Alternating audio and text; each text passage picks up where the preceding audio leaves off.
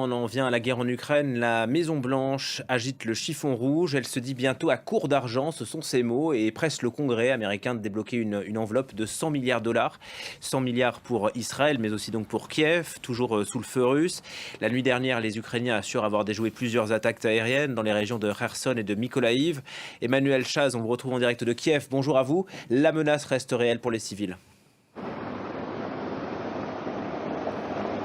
Oui, tout à fait. Vous mentionnez, je dis, Mykolaïv et Kherson. Kherson qui est particulièrement sous le feu des bombardements et ce, tous les jours. Je parlais il y a quelques jours à Kherson avec le porte-parole de l'administration militaire régionale, Alexandre Tolokonikov, et il m'expliquait que c'est très difficile pour la population, tout simplement, d'éviter ces attaques, puisque je vous rappelle que les troupes russes sont juste de l'autre côté des rives, sur l'autre rive du fleuve Dnipro, donc à l'opposé de Kherson. Donc il y a très peu de distance entre l'artillerie russe et la ville. Donc c'est pour ça que lorsque la ville est bombardée, et ça arrive plusieurs dizaines de fois par jour, eh bien, il y a souvent des victimes civiles. Alors hier, des bombes russes sont tombées sur deux hôpitaux à Kherson ainsi que sur des résidences, des immeubles résidentiels. Aujourd'hui, c'était sur une école maternelle. Une femme de 57 ans a été blessée aujourd'hui. Donc on voit que cette population ukrainienne n'est pas du tout à l'abri de ces attaques. En plus des bombardements